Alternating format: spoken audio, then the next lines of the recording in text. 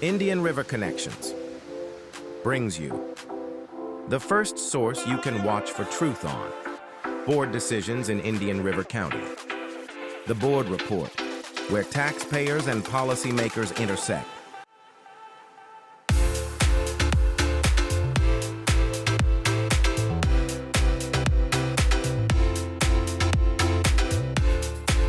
Be sure to subscribe on your favorite platform to get notified when we go live on Fridays at 7 p.m.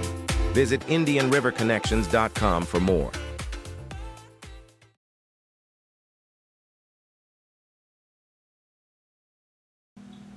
Hey guys, welcome to the Board Report. What's going on? Hey guys. So I'm back after a hiatus. I hadn't been on the show in a minute, man. It feels weird. Yeah, you've been playing a lot of hockey lately, have you, John? Yeah, a little bit, and then doing a lot of driving, so it's been a little bit busy. But I'm glad to be back, and I'm excited about our guest tonight, Mike Dilks. Sorry, Mike. Mike Dilks from Coppville. Coppville, yep. Everybody knows about Coppville, and all the stuff he's putting out there. So I'm excited about that, and we'll have a nice Q&A afterwards as well. What have you guys been up to? Yeah. Not much, just trying to keep things rolling along on all these social media channels and whatnot, and trying to pay attention to the news at the same time. But I was really excited when Joanne let us know she had Dilks booked for tonight, Mike Dilks, and also we have Tessa Toman again coming up in a couple weeks. So I look forward to hearing what Tessa has to say. But I was excited to see Dilks, Mike. I don't know. Hopefully he doesn't mind me calling him Dilks, but I was Dilks for I sure. was excited and thrilled when I saw his post, and I kind of knew it was coming because we kind of been paying attention to Mike's pages and stuff like that. So I was like, all right. So at first, this election season kind of had me bored. I was kind of a little bored with what's going on this season, although we need to pay attention. But the next one is going to be just as important, even more so when we're talking about more constitutional offices up for election. And, in a time where budgeting and scrutiny on law enforcement is a big deal, a true conservative is what we look for. And hopefully we'll find that in our next candidate like we've searched for before. So we always give the candidates a chance to come out and explain themselves to us. So we're happy to share their story, whether we agree with them or not, and whatnot. So I'm looking forward to it. Yeah. Joanne, what have you been up to? You had a show last night, didn't you? Yeah, I kind of wanted to. I was doing a little bit of research on these data centers because, they're coming to Florida and they're coming all over the place, just to trying to find people that were posting data center noises and that live near the data centers, and trying to get those real stories that they're putting out there to try to bring awareness of look what's happening. So I found a few clips, and I put those clips together and I played it on my show last night, just reminding people, look, we've got a voice and we need to pay attention to what's going on in our towns, because they're telling us data centers are going to bring lots of jobs. And in one of the sound bites that I played, these people are coming from different states to work at these data centers because they're paying them like $3,200 a day to work at these data centers and get them up and running. And there's like 4,000 or 5,000 people at the time, but then those are temporary jobs, and the full-time jobs are more in the realm of 2,000. So I thought it was very interesting, so I just wanted to share that with the public. It's a major topic right now, especially with our possibly next governor kind of in favor of data centers. It came up this morning on Kim's Coffee Talk, where I was co-hosting, and one of her audience members shared a video, and these people were explaining once they turned the lights on in this place, they never went off. There was constant daylight all around this facility. It affected the birds, the wildlife. Their electricity bills went up. It didn't help anything. The noise, like you said, and I watched part of your show last night and brought it up this morning. So, yeah, I think that's something we have to watch out for here in Florida, because we were sold on the solar farms, right?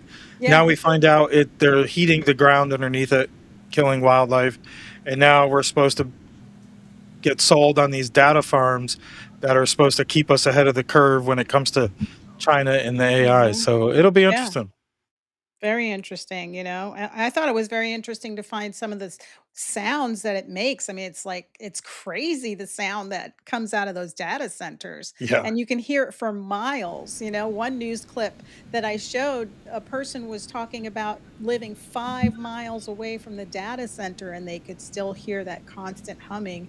And then another man talked about how it's affecting your property values. Who the heck is going to want to buy a house when you can hear the data center right there? Yeah. You can't sit outside anymore. All right, so let's quit blabbing about data centers. Let's get to the meat. So right after this break, Joanne, you'll be here with a candidate interview with candidate Yeah. for sheriff, Indian River County Sheriff Michael Dilks. We'll be right back. Hi, I'm Jennifer Pippin, and I'm running for Indian River County Commission District 2. As a wife, mother, and longtime community advocate, I've spent years standing up for taxpayers, families, and government accountability. I'm running to protect our quality of life, support law enforcement, manage growth responsibly, and ensure your tax dollars are spent wisely. To learn more, request a yard sign, volunteer, or get involved, visit votejenniferpippin.com. Together, we can keep Indian River County the best place to live, work, and raise a family. I'm looking forward to earning your vote on August 18th. Hi, everybody. Welcome to the board report. We've got Mike Dilks from Coppville. Hey, Mike. Hello, welcome back to see you again. It's been a little bit, but it's always fun to talk to you. Yeah, Mike. Well, I'm really excited about the announcement you put on Facebook. We've been watching your show, and you've got over 20 years of law enforcement under your belt, right? And Yeah, you worked in the police department and the sheriff's department. So tell us a little about that. yeah. I mean, I've 23 years of law enforcement experience, and one of the things I'm talking about here is I have real law enforcement experience. I worked patrol investigations, narcotics, task forces, SWAT, field training officer. What I didn't do was get handed or removed to a very nice cush position and then coast. So my law enforcement career of 23 years is spent out in the community, doing the job, interacting with people, and in high risk situations, massive cases. I've done all of that. So you'll notice on Cabo, I really don't talk a lot about that stuff, but I guess if you're running for sheriff, you have to kind of talk about yourself a little bit. So I spent my 23 years actually working in the community, doing the job.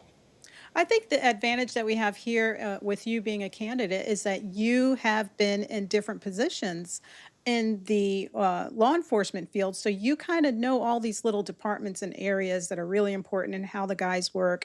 And you also know where the faulty areas are. And you've been talking about that on Copville, how to improve, what things should be done or shouldn't be done. So, you running as a candidate, that's going to be a lot of pressure on you because you've been talking about it and now you're going to be living it.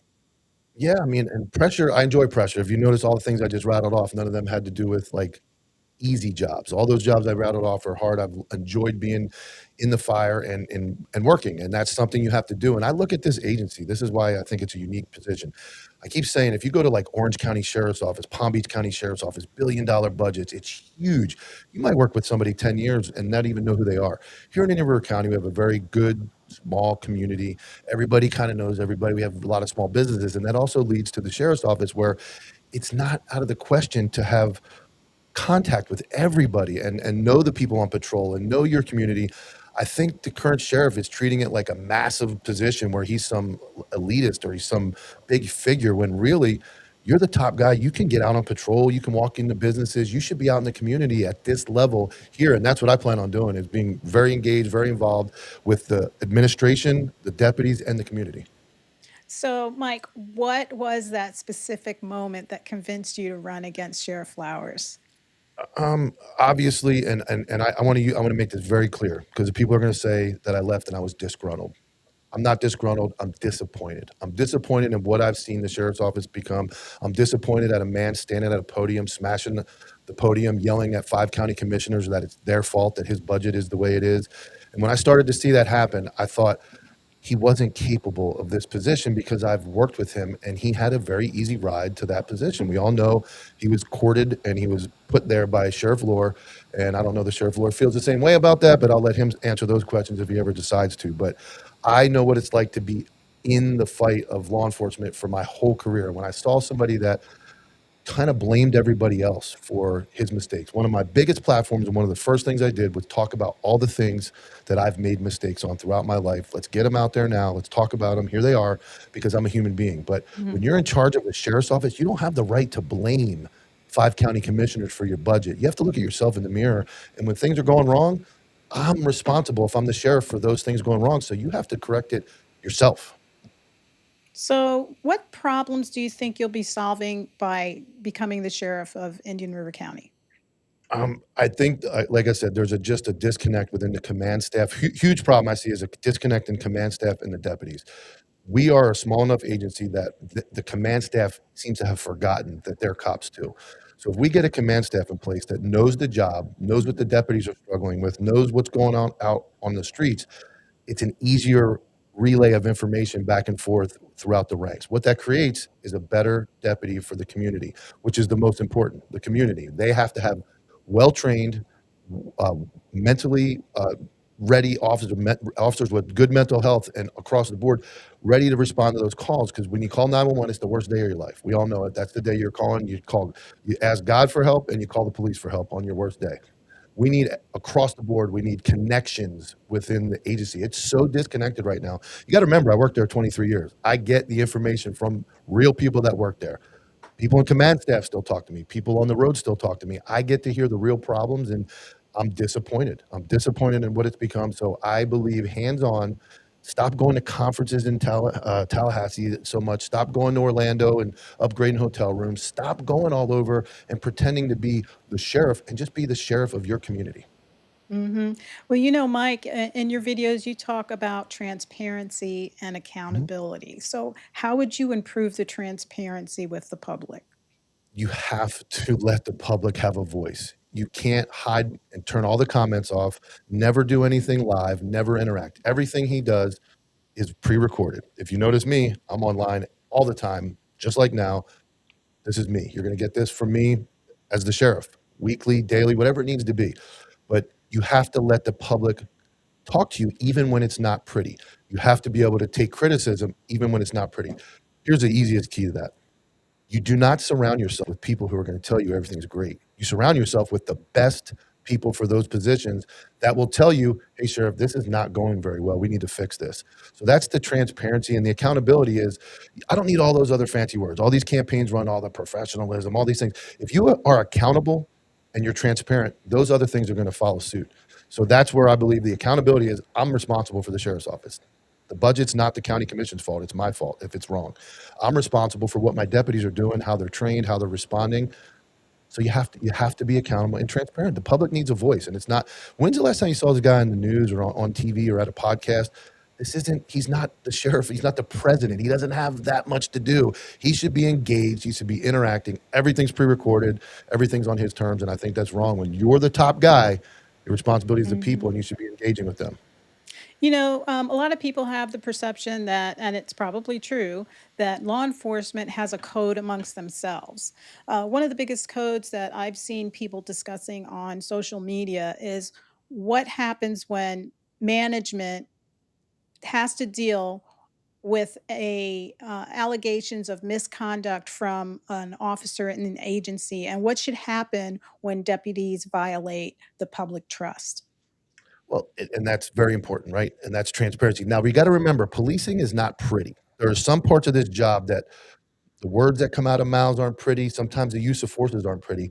But just because you don't like how it looks, that doesn't make it wrong. But in the blatant, obvious cases where deputies violate the law or they violate a policy, you have to have discipline, obviously. But with good command staff comes changes within that. When good command staff is able to be hands-on with their guys and they get proper training, I think it minimizes all those incidents. Right now, it's reckless. There is very little connect in the sheriff's office. I talk to people in the command staff and people there. It is very disconnected and it's very chaotic.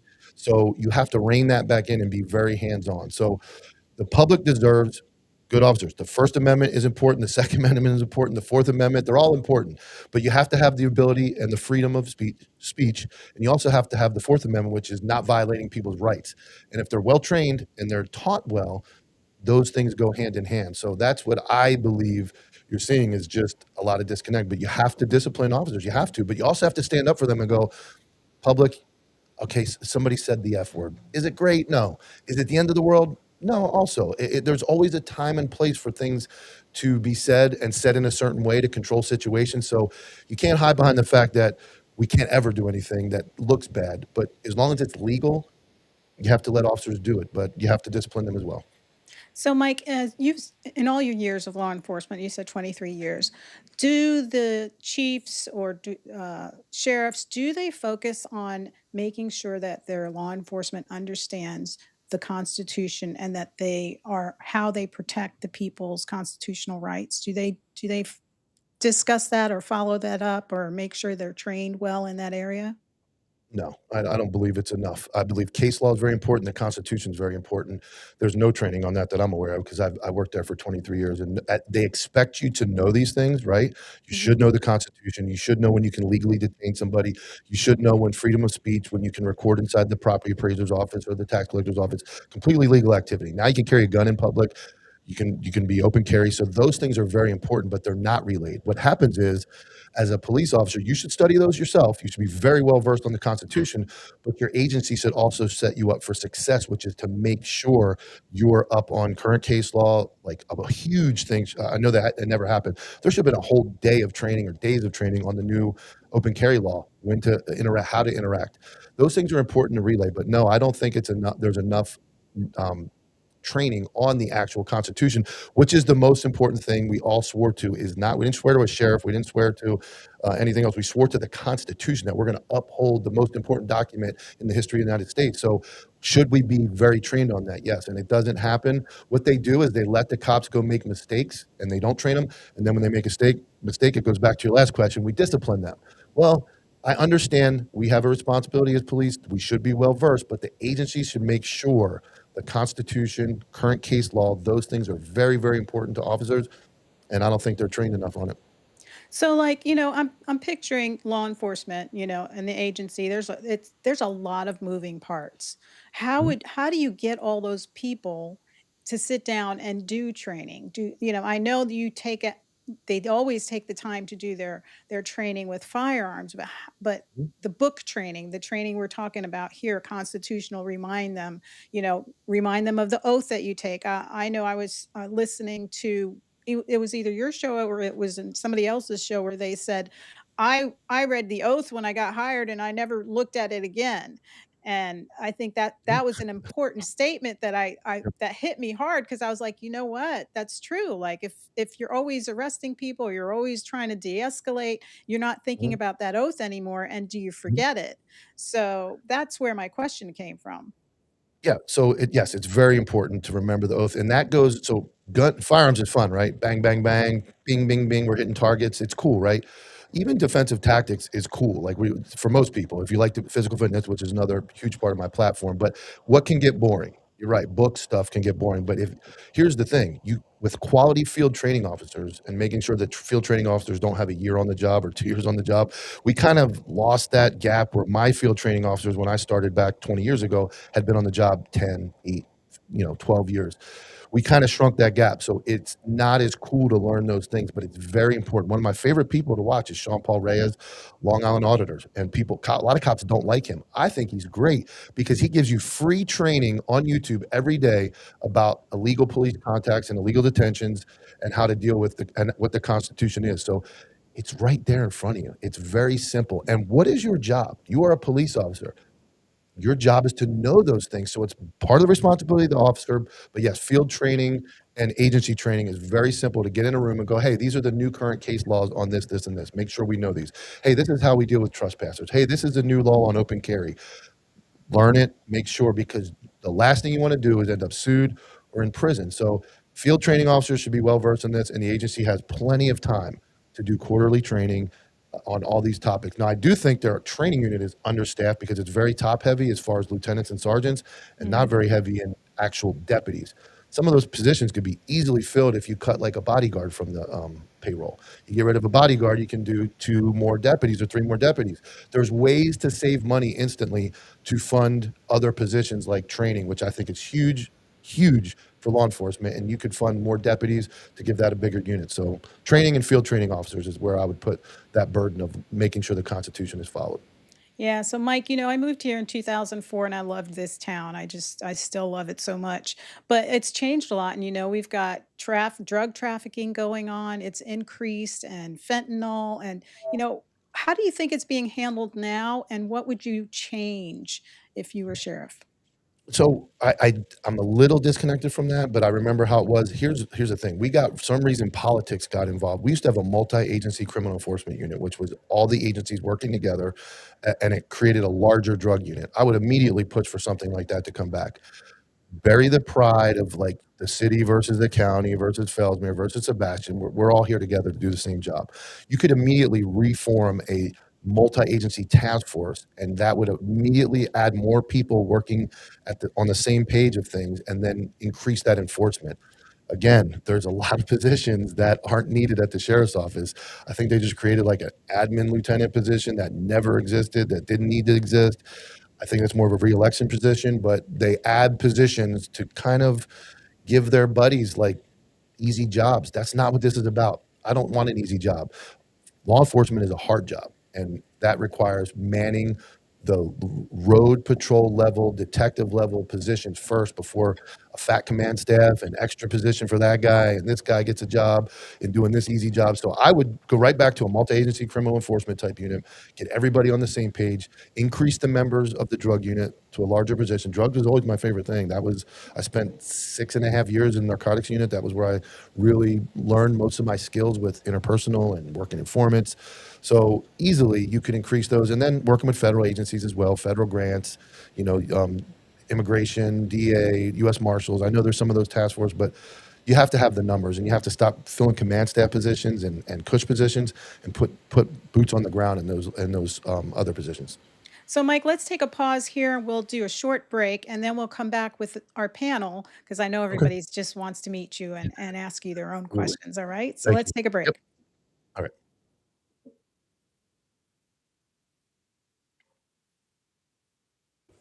Hi, I'm Jennifer Pippin, and I'm running for Indian River County Commission District 2.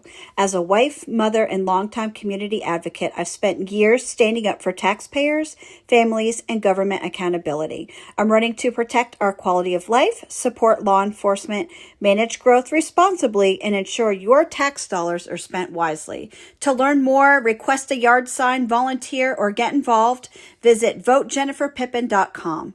Together, we can keep Indian River County the best place to live, work, and raise a family. I'm looking forward to earning your vote on August 18th. Hey, guys. Hey, Mike. Hey, Thomas. Hello. How are you? Hello. Thanks for having us back. We lost John. I don't know where John went. I don't know. Maybe he wasn't ready for the panel, but we'll bring him back up here in a second. But Hi, Mike, How are you? How we doing? Good. Let me tell you, I appreciate anybody who throws their hat in the ring for any kind of election.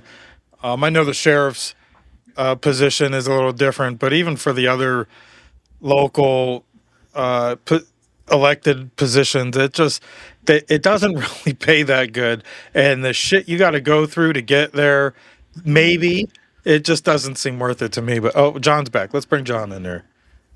There we go. Thanks, guys. There we go. John's back. Yeah. So, I do appreciate. I appreciate anybody who does it, even the comical ones. Like, are we going to see a Deborah Cooney file again this year, or for 2028? She's already there. I don't Already think did? so. I don't No, know. she's there. No, she's there. It's me and She's her. there. We're on the ballot. Really? Nice. Okay. So at least, maybe we'll get some good clips this year. Yeah. So Thomas, you jumped in for the panel. Do you have any questions for Mike? I have a couple. I just want to start out, last cycle, and you supported Milo, I know. And Milo and Keith both were really looking tightly at the budget and seeing the unfunded positions. Mhm. And as a result, and then that money was going elsewhere, I guess, the way the budget was being used. You probably know more than I do, but they had 40, 50, I think when Milo first looked at it, there were 75 unfunded positions, even though he got a budget to do. He got quite a bit of money actually that year. Um, is that still going on? Number one. Number two, how are you going to look at this? Because if you look at what he's been funded, he got $10 million this year after all that rigmarole. He's basically guaranteed with that 3.5 he got that it's going to be funded at level next year. So that's 3.5 already, plus another 4. That's a $7.5 million increase without having a public debate, all done behind closed doors. So I want to know what is going on over there that they are not able to meet these salary demands and be competitive in today's environment. I'm not sure what he's doing with them. I know, like I said, you have positions created for command staff that is getting crazier. Like, you would think the money would be redistributed back to the deputies, or we would hire people.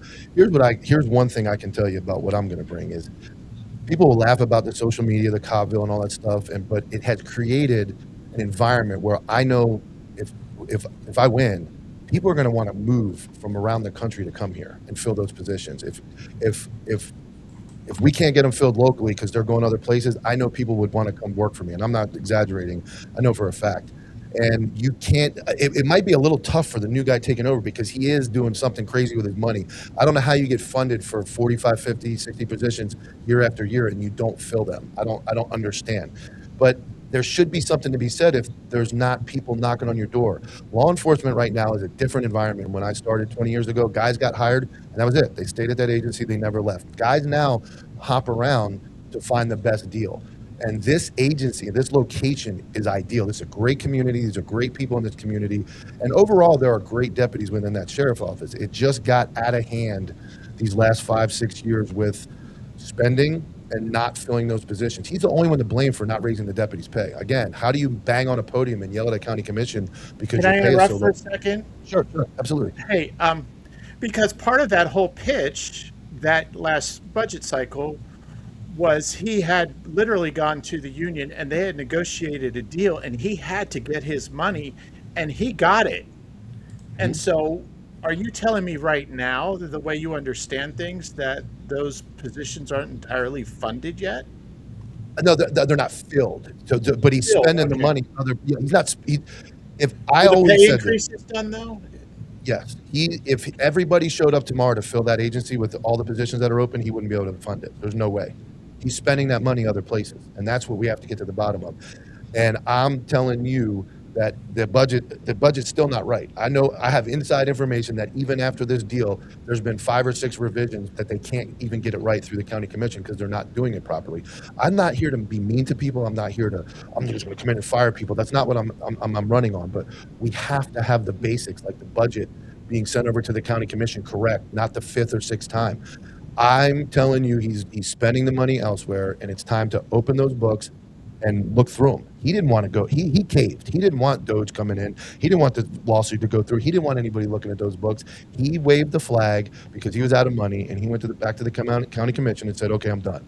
He played tough at the podium, and that's not the place to play tough. It's time to play tough with your own people to make sure the budget's right, and then not walk over and yell at 5 people at the county commission. So that's my stance on that. Do you have a follow-up, Thomas? We can go around the horn. I'm good. Okay, Always follow up. I've got a question. All right, I know you Dilks. saw this on Facebook from Ryan Blade. It says, Michael Dilks, while not spilling all the inside info on your campaign, I certainly would want to know why file so early and what you have to show you're the guy to be sheriff.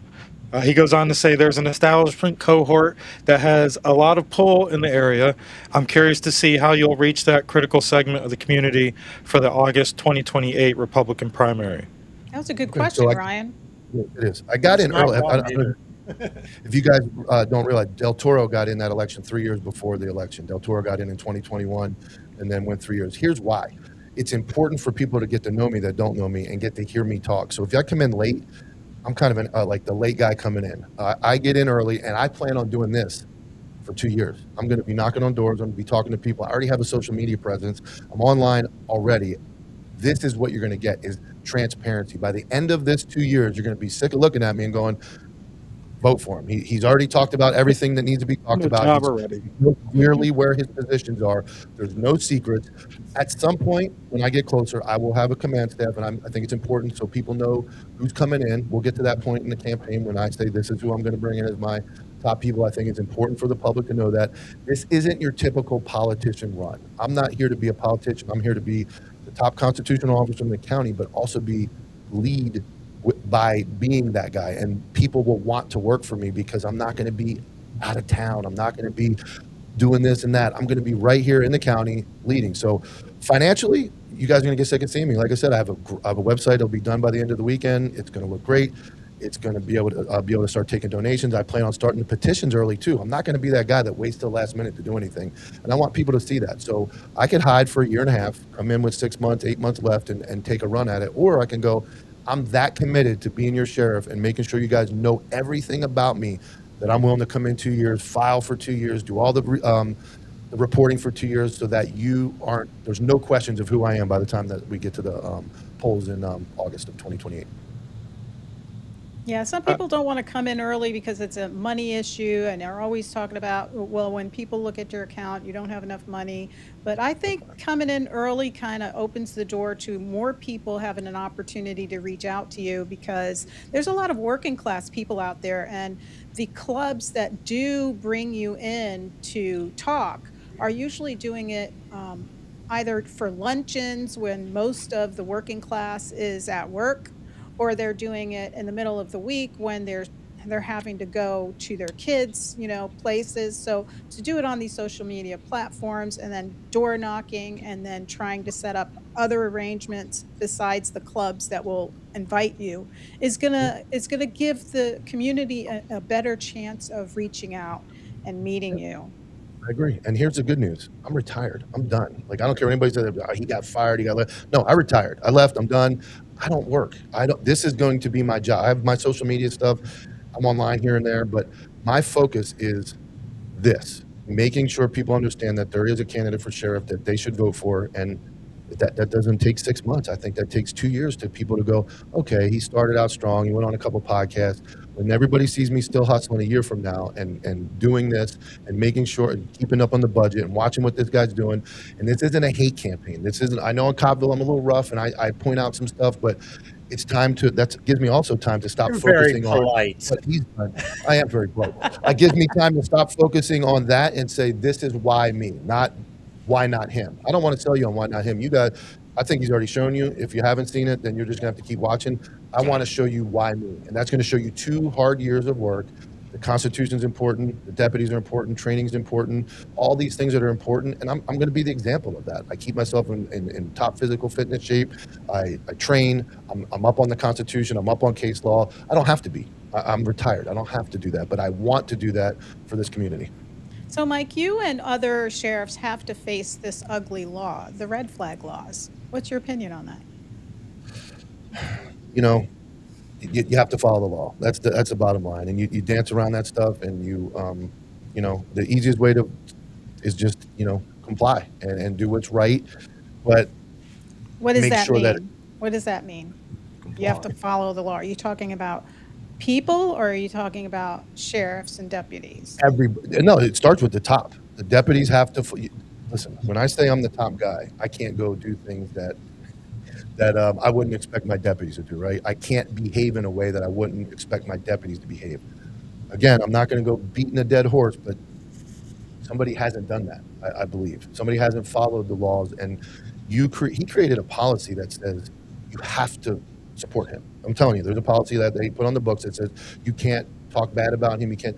What kind of policy is that? I want people to talk bad about me if they feel that I'm doing a bad job, and I want input from everybody. So I'm looking at the deputies have to follow the laws. They have to know the Constitution. They have to follow laws just like I do. And my job is to make sure that's happening so that the citizens have the best law enforcement. And that doesn't mean it doesn't mean always putting people in jail. That doesn't mean that's important, but educating the public and being there for the public and making sure that we're following the law so that you can follow the law. We can't tell you to do something that we wouldn't do.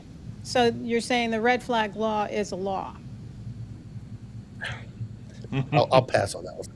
No, I'll pass on that. Well, that's all we see. That's the thing. Yeah, And pass. that's the thing. We've had this conversation on this show before when Flowers was running for Yeah, office. I We ask talked to every Touch candidate. Berry. Barry. We talked to Milo. Everybody beats or they dance around this red flag thing for some reason. Why is that? I'm confused by that, Mike. Why is that? Why do There's a people lot of dance people that, around it? Yeah. First it's- off, just go ahead and define red flag as you see Yeah. it. Yeah. well, you're Not, talking not about whether you gun- agree or disagree. Yeah. And Gun then grab. explain the dancing. Yeah. The I think gun the RV. grab. definition will really clarify a lot of it. Yeah. A lot of people, it's the gun grabbing laws. That's what I look at, and I mean, I'm a second. Is I'm it a a two-way guy. constitutional law or is it not a constitutional law? In your opinion. I don't believe. I believe the Constitution was written with that. We have a right to bear arms. Yeah. So that's what we're supposed to do, right? So and we have to figure out how to do that as safe as possible, but we can't infringe on. I have a shirt that says that shall not be infringed. You can't infringe on the Second Amendment. So Or the Fourth Amendment? or I told you there's a couple of real important ones. The first, second, fourth are big ones, but yeah, there should be no illegal taking of guns. But then you get into like the mental health side of things, and are there times when you should probably not let somebody have a gun? That's where. But the problem is, it has to be good people with good intentions. I can't control the judges. I can't control the attorneys. I can only control so much. And in those cases, we make the case that, hey, this person shouldn't have a gun, and then they have an attorney, and then a judge reviews it. I can't control what all those other people think. I believe we should have right to Second Amendment. I'm a huge fan and support the Second Amendment. But there are times when I think that somebody displays the type of behavior that they shouldn't have a gun, right? We can't have people that are very, very dangerous. But that has to be proven. That has to be proven. No, We have to 100%. be proven in a court of he's law, implying that, which yeah. the red flag 100%. laws don't really do. So that's what makes them unconstitutional. It's a tough, that's why I say it's a tough situation, because there are times when guns are not good for people to have possession, but it has to be done the correct way, reviewed, and make sure that it's not for any ulterior motive. So it's just a tough one to walk, because My opinion is with the Baker Act. Exactly. I was just going With to the say that Baker 'cause I had Act, that the happen. Baker Act is unconstitutional in a sense, but that's supposed to pull somebody out that, like you're speaking, has some mental issues. But the Baker Act doesn't. It evaluates the person. Whereas Not the red flag laws, it's very suspect. It goes in without even a trial, without even meeting the person that's making the accusations. You go to a judge, the officer goes to a judge, the judge gives him the right to go to this home, and then you take this person's firearms, and then it's depending on the officer. If the officer goes to the house and says, well, I think the other people in the house that have firearms also might give a firearm to him, well, I'm going to take their firearms too. You know what I mean? That's overreach. No, that's overreach. It is, but the thing is that when you have a law like that doesn't protect your rights, really, it can be abused, as we've seen with good cops and bad cops. Yeah, everything can be It's very abused, but- unconstitutional. Speech laws are getting abused in the country these days. So, I mean, any great law can get abused. Yes, and that's where like application by the person involved has to be with good intentions, and that's with oversight, right? Making sure we're not doing that. You can't grab guns. I'm not going to ever advocate for anything against the Second Amendment, but there are circumstances where mental health crisis, that person should not be able to have a gun until I believe in that system. Now, taking the guns in the house from other people that are legally allowed to have guns, I'm not down with that. That's overreach to me. But Well, definitely with the mental health crisis, the Baker Act should come into play and have them evaluated. And if they're released, then there is no reason for a red flag to happen. But the red flag doesn't do that. No, so and And it But when you use should, the but word the problem is the hoops you have to jump through to get your stuff back once it happens. Well, we did. Who did we interview with? And it would they would have to travel down to like Miami just to see the judge that handles these kinds of cases or something like that, and it's ridiculous.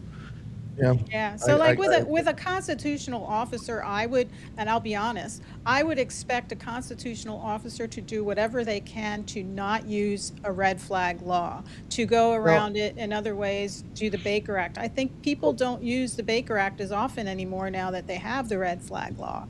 we hear that. I will say this: in my years, we did the Baker Act route, and then it went to a judge through an RPO, which we call a risk protection. Yep. Hearing, went in front of a judge, and then the judge makes a determination. The person has right to legal counsel.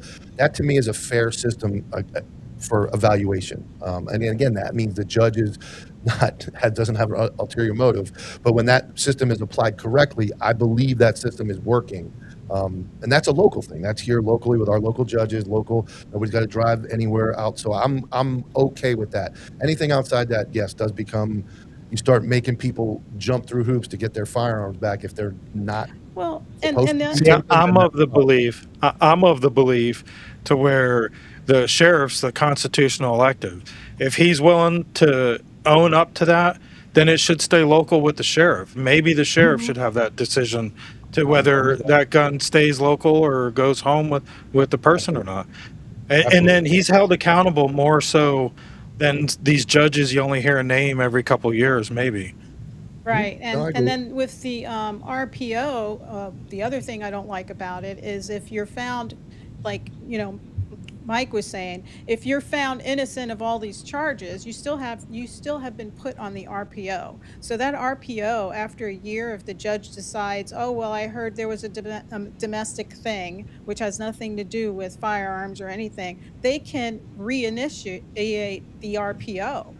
You don't just get off the RPO. Once you've Yeah, had an but RPO, it's on your but record that you've had an RPO. it is, but And it's subjective to that specific incident. So again, it wouldn't be, well, here's an incident. You have everybody has a bad day, right? We say things, everybody, I think we've all probably said, I'm going to kill myself, or whatever. We've all had the moment of like vulnerability where we got really angry. It has to be evaluated by a professional though. That system, and when I say it has to work right, is that we're not taking one instance of where somebody said something out of character and then taking their guns away from them forever. We've all well, said stupid things. It has to it be also looked has to do into with the judge thoroughly. too. Yes, the judge is very important in that role, You and know? judges are very important in a lot of things to make sure cases are decided properly and there's no favoritism. The benefits of living in a small town is we all know each other. The benefits of the non-benefits is everybody knows each other, and people can influence people to do things I think that aren't always in the best intention. So, Well, and you but have domestic, disputes and stuff, and you've got the Karens out there and the male I agree. Karens that I can, agree. Fabricate information and stuff. So And I that's where always ask, Mike, I ask every sheriff, everybody who's no, I running agree. for sheriff that tough question because it's You always have to, important but you to me have. to Yes, hear and I what they agree. say. I Well, agree. Tyler has a question. I don't understand people who blame gun violence on mental illness. Well, mental illness, but then don't like systems in place to ensure mental ill people don't get firearms. And I can agree with him on that one because I've had the situation in my personal life too, that you have situations where people get a hold of guns that are taking medication, they're on some kind of narcotic, and it makes them want to do stupid shit like shoot up a school or take their own lives. So you have to keep that in accountable. Like the gun situation is a touchy one, and that's something that that's why we do this show, and you can explain yourself, Mike, because you're going to have to make yourself more not accountable, but more articulate about why you feel this way about these certain laws, because that's what people are going to ask. Because people are more informed now. There's more forums like this where people can ask questions, like George Cologne's asking a question as well. Mike, are you open to work with the credible sources to and for the community safety regarding drugs, sober homes, recovery homes, alleged human trafficking, sex trafficking, and mental health disorders? I think that's a huge thing, and I think that is going on. I can tell you, I've been to a lot of sober homes where there's more drugs in the sober home than there is down the road at the other house down the road. I remember my first interaction with sober homes was a guy had a warrant, and I was on the U.S. Marshals Task Force. So I was able to go into St. Lucie and pick him up. And when I got there, he threw an entire handful of Molly on the ground and took off running. We grabbed him, Oh, and we wow. pulled him in the car. He's like, "There's more drugs inside that house right there, the sober home, than there are right down in the middle of Fort Pierce." So that is a huge problem. We can't. Yes, I've talked to George before, and I think that we're missing the boat on the amount of stuff that's going on in those sober homes. And I think a lot of them have to do with money, and people are getting paid to run those and not properly investigate. I've thought, and I've talked to George about it, I don't see why we don't have like a roster of who's going in and out of there and who's there, so that when Yeah. young girls or something starts coming in and out, or something strange starts to happen, it's like, and again, I'm not knocking. I believe in recovery and narcotics recovery. It's a huge deal, but they also are a high rate of reoffenders or likely to maybe commit crime. So I'm not talking about like unconstitutional, but just maybe like if you're going to run a sober home, maybe a roster. Who do we have living here? Who's coming and going? Not so much to infringe on any rights, but if we're human trafficking is right at the top of the list of the worst things we can Well, I deal with, think- and we should not That's let a that prime happen. spot. Yeah, you that's a answer prime me- spot for predators. Yeah, Can well, you one answer of me the a things, question on sober homes real quick, Mike? go ahead. Are most of them done through NGOs, or are they government sponsored? I'm not familiar. Talking to George, I believe a lot of them are like private, like not government. So They it's, get- whenever get- whenever you filter money and profit into anything, I think it starts to become a problem. And I'm all Yep. about sober homes, people getting sober, rehabilitation for narcotics users. That my goal whenever I made a drug arrest wasn't just to put somebody in jail. It was hoping that they would get off those substances and turn their life around. So it's a very important place, but when money gets involved and revenue gets involved, people's good intentions turn bad. And do we want to just hustle people in, put our numbers up high to get more money every month? We have to look Well, into the that. and problem make is that the people who live there become the product. And Yeah. that's a problem, because now recovery is not the issue. The product Absolutely. is how do we keep these places Yes. in there? You know, well, and that's the more other people. thing that George talks about. He says they don't have What to LA's register dealing like a with. regular business. No. Yes. No. You know, like- it's a touchy subject when you get into profit off of people's worst thing. Their drug addiction is the worst thing in their lives. They're trying to get clean, and people are making money. And if everybody's clean, is the place going to generate any money? So if they're drug users that going in there, then you're making more money. So that's a touchy subject when it comes to profiting off people's addiction. That's not always great. Wow. Yeah. So, Mike, making it about you, obviously, it's a position tied to a political party. You're registered Republican, if I'm not mistaken, but having so much time on the streets in the areas that would probably be less conservative, how do you think you're going to do with that side of the political aisle, and what is having you in that mix benefit for both, maybe the lower income areas and the not so lower income areas? And can I Well, chime in here about this real quick, because it becomes a closed primary with Cooney in there. That's just, and this works to the advantage of the sheriff.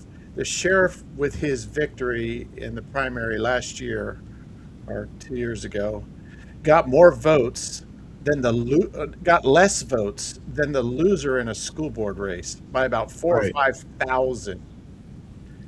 And there were a lot of people who jumped. So how are you going to manage this, and how are you going to turn out vote in such a closed system that will be presented to you in 2028? To go to the first part of the question, I worked in Gifford most of my career, and I have many allies in that in Gifford. As a matter of fact, I'm talking to a female that's putting together like a meet and greet in Gifford, so I can go up there. So, as far as I just worked in that community. I have great people. You know, it catches flack for being low income, this and that.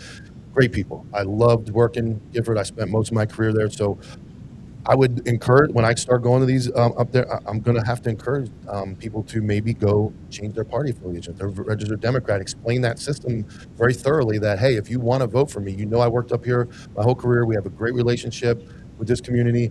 You might have to go register as a Republican to vote if it's a closed primary. And you know, that's I think it's an unfortunate system that it does that somebody can jump in that has, I don't even know if it's qualified to hold the office of sheriff.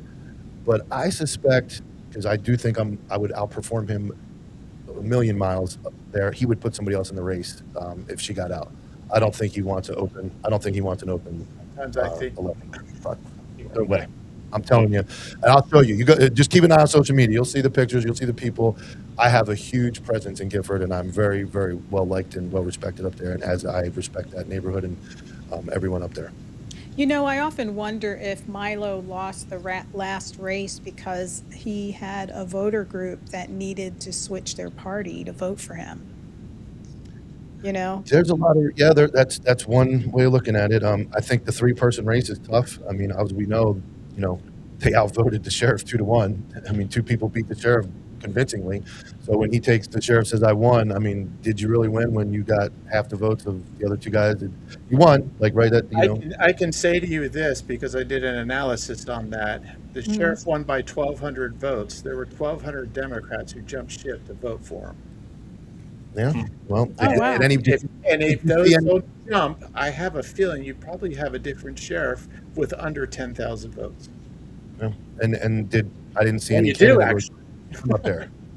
That's where I think that you have to spend time everywhere. Like, it's important to be in connection with all parts of the county. And I spent my career working in Gifford, working in South County, working all over. So I've been all over the county. I'm not just tied to one area, but you have to go spend time with everybody. And that's very important to me, that I want to make sure everyone knows who I am. Well, Mike, if you win, would you add IRC Media to the media email list, please? Because I guess we're blacklisted. Yeah, I know that there's some people that aren't allowed in the press conferences, right? And not allowed in the door. Yeah, not allowed in the lobby. When that is, to me, it goes right down the line of the Constitution. Hey, I got my report back from that because I had filed it out for IA, and I got that back with also a requesting letter to donate to the Sheriff's Association. They don't answer mine in a timely manner, but no, I think it's important that I was very tight with Ray McNulty before, God bless Ray, who passed away, and I know from firsthand knowledge the sheriff would cringe every time Ray would send in a request or want to talk to him. Ray's at it again. I don't understand if I walk in front of you and stand on a stage with a star and I'm the top guy, that I'm scared to face people. Right. Like, I'm not saying I'm some hero that jumps off and leaps a tall building, but if I can't face the media, like you guys you're not going to beat me up. We have questions for me, right? If you can't trust me to stand in front of a media or let all the media ask me questions and have the difficult conversations, how can you trust me when nobody's watching? How can you trust me to run a building appropriately? You have to be right out and accessible to everybody. You don't hide from anybody, and that's yes, you guys will be on any. If I have an email list, you guys will be on it with everybody else that wants to be on it, and you guys will never be locked out of the building and not allowed in for a press conference. I promise. Yeah, well, he was more approachable until the last election when people started questioning his affiliation with Michael Marsh. Yeah. Oh, really? And we've That's seen right. how that relationship has flourished. Yeah. Yeah, it's Yeah, true. You're right on, Mike. Yeah. I mean, obviously, and you guys Mike saw the Dilks- outburst. I got screamed at. I got screamed at by Michael March at a county commission meeting, and he made my intro on my show. But I love it. I mean, Your cocktail. Make you famous. Make you famous.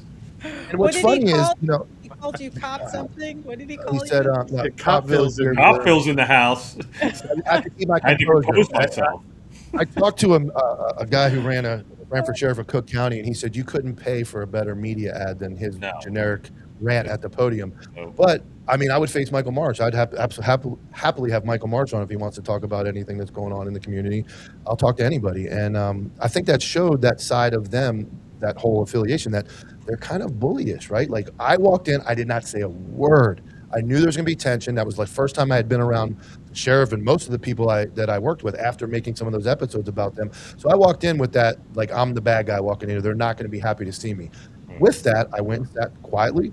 I didn't realize Mike Marsh was right in front of me, but you saw his reaction. If he can't compose himself, and the sheriff didn't look like he could compose himself in those meetings, banging on the podium, is that the guy you want in charge? Or do you want a guy that's going to sit in front of you and go, during yep? the budget meetings. Yeah, he was up. I mean, he was outrageous during those budget meetings. And I will tell you, That was during that time. a lot of those messages that the good people of the sheriff's office went up to read, I watched Cliff Labe hand those out. They were pre-written by people within the administration, and they were like, "You're going to go say this. You're going to." I'm not saying all of them, but I saw him pull out a folder and start handing out pieces of paper to people and said, "You're going to go up there and read this." So again, I would never put my people in that position. I would want them to want to show up for me and read why we need more money if we ever did, or why the sheriff needs something. I thought it was very immature, the behavior at the podium, and he didn't look like Marsh said. There was somebody in the room that wasn't composed. I don't think he was, and I don't think the sheriff showed good composure in that atmosphere. Speak to the culture, Michael, because you just said something here that I didn't know, that they're handing out these papers. So you've got a sheriff pretty much using deputies to pound the podium with him. And I'm not sure, I would almost guarantee not everyone is on board inside that department and that agency with those types of tactics. Like, they would want the transparency, they would want the unmitigated pressure like that. So is that what's going on in there in your sense, or do you see a unified front? I'm going to speak for, I'm not going to speak for everybody, but that's a great question. And I want you to just look what you saw. I would advocate for, if I'm doing something that the deputies don't think is right, that they would be able to criticize me. I don't want to be the dictator that just says, "You're going to listen, you're going to do what I tell you." I want to be told, "Hey, this is not going well, this is not going wrong." And right after Milo won, 2 people were transferred the following Monday. That was myself and another lieutenant. Milo We were the won. when Milo lost the election, I'm sorry, when Eric won the re-election on that Tuesday, I walked in the following Monday, and myself and another guy were transferred. I'm not going to speak that I was great, but he was the guy transferred was the greatest cop I've ever worked with, and the greatest lieutenant, the best watch commander. Politics and resentment for believing we didn't support him led to transfer. If you're willing to transfer the best, and take me out of it, that guy would be across the board at anybody at the sheriff's office, the other guy that got transferred that day, as the best watch commander, the best lieutenant that anybody has ever worked with.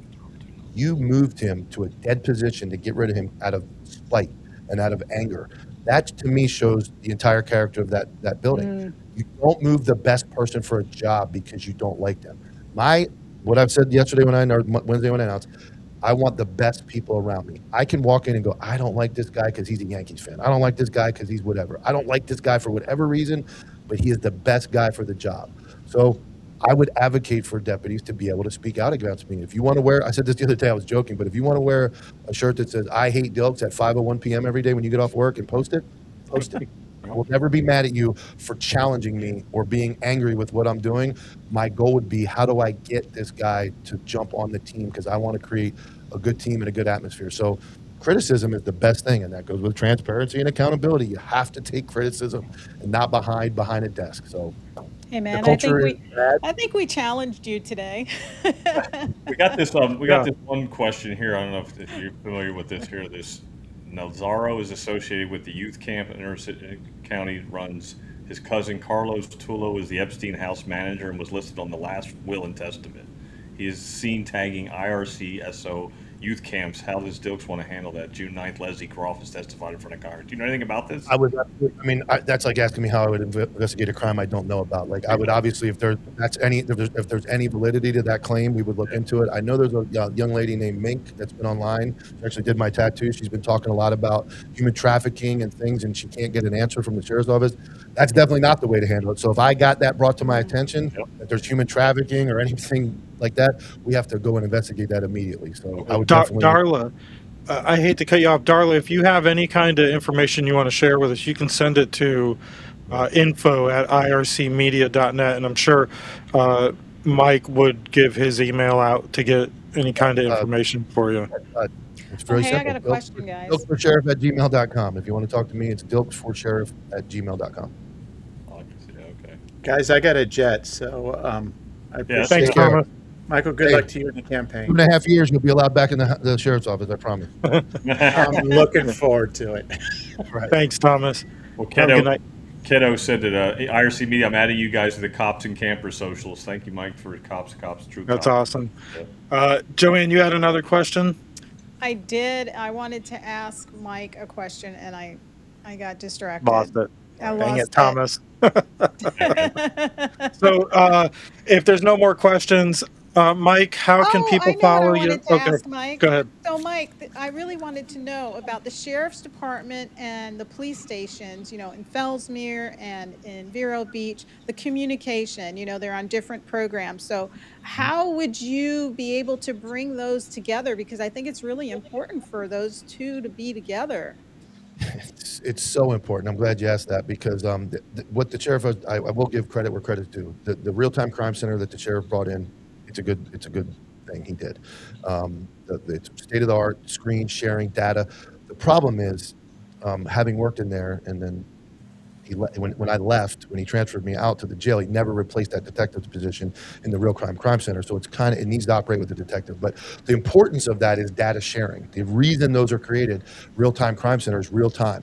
So I would immediately, again, with the drug unit connection, we would immediately want to connect all those crime centers to share real time data and stop holding things. I know one of the things Curry was criticized about for in that unfortunate double homicide was lack of information being disseminated quickly.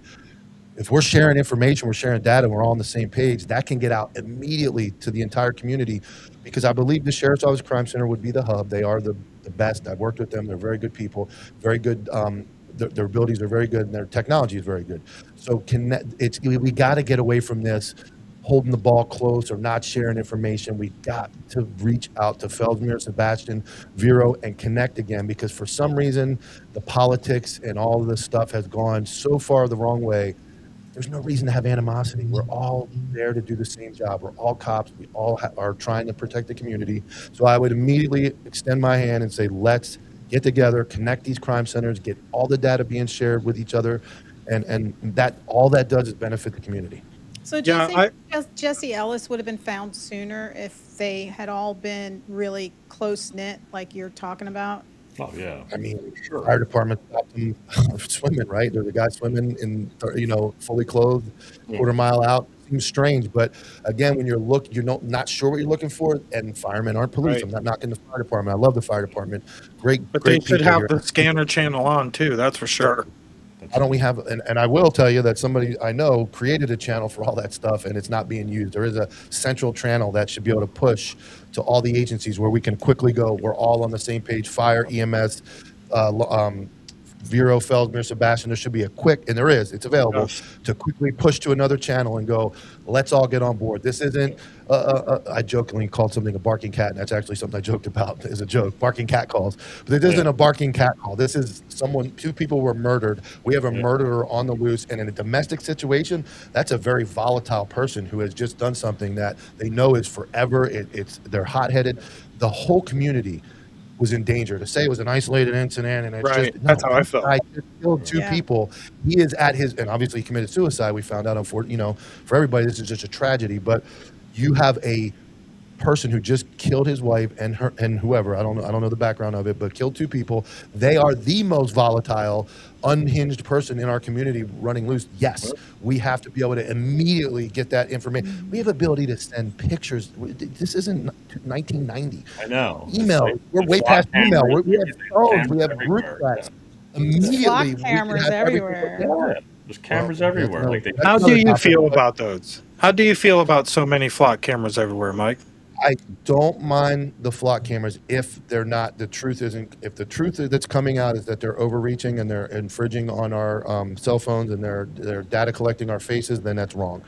At its core, I want to believe that people are doing things for the right reason.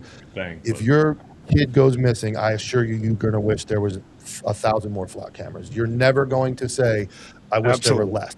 If they are being used correctly, if it's being used for anything other than legitimate police business, then it's completely wrong. It goes back to the Constitution. You're infringing on our rights. You're tracking our cell phones. You're tracking our faces. This is a police state. We don't want that.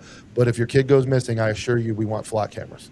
Yeah, I didn't mind them so much when I saw them at like the intersections of 95 and US 1 in and out of the county. But now it's like you see them at the end of every neighborhood, at every Home Depot, at the Lowe's.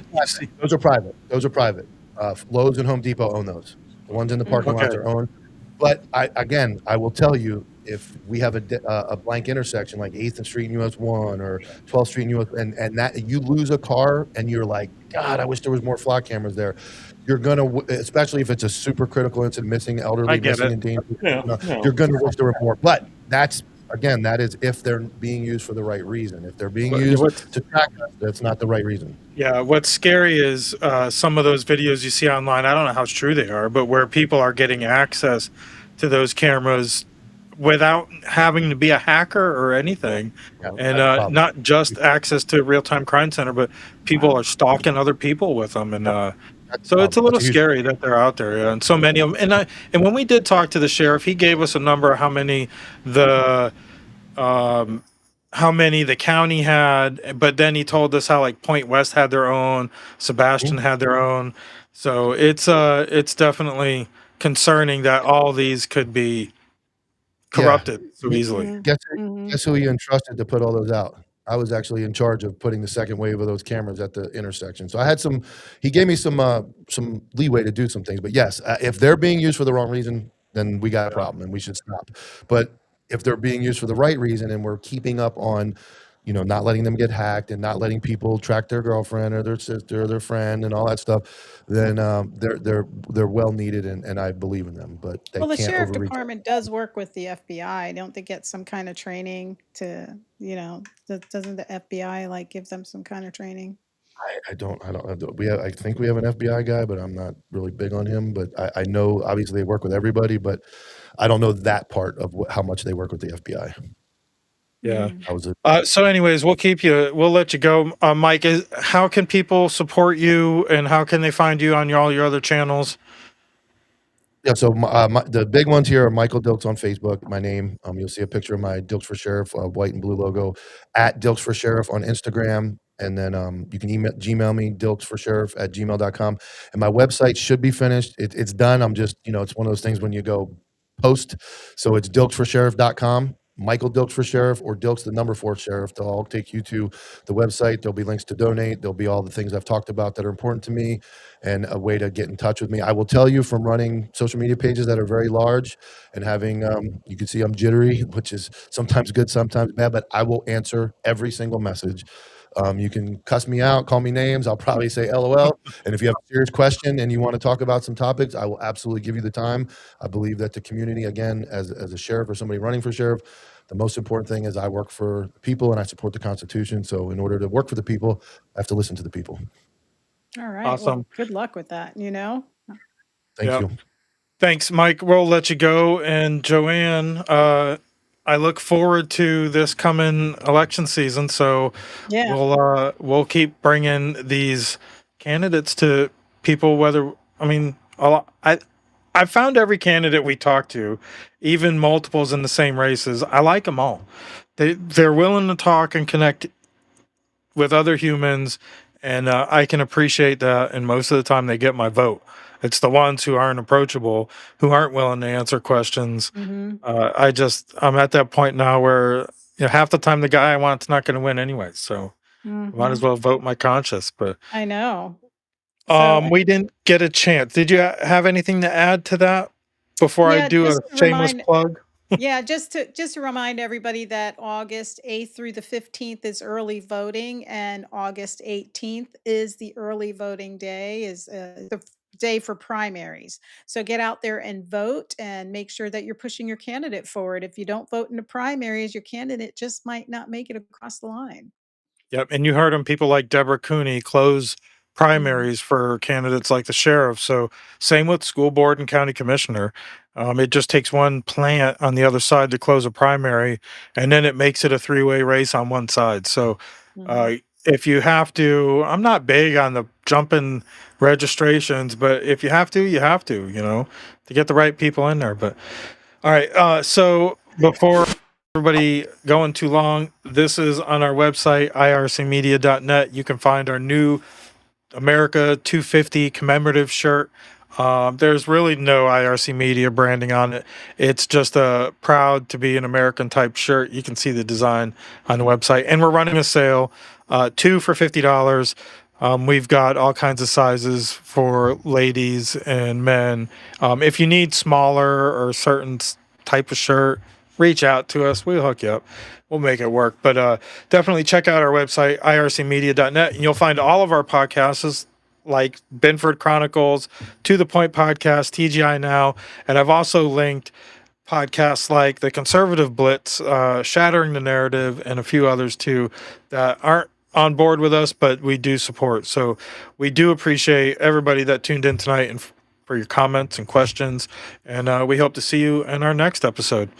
Joanne, you got anything else? Yeah, just also go to 2foramerica.com. It's an app. Tim Dillard, I interviewed him, and he's got this huge m- mo- jumbotron with all of the nations on it. And if you sign up in your county, it'll light up, and you pray Oh, for yeah, America. that's For awesome. America, for everybody to pray for America. And it's July 3rd and November 3rd, which is All Saints Day. So join us in prayer for America at 2foramerica.com. Awesome. Thank you guys. Have a good night, and we'll see you on our next broadcast.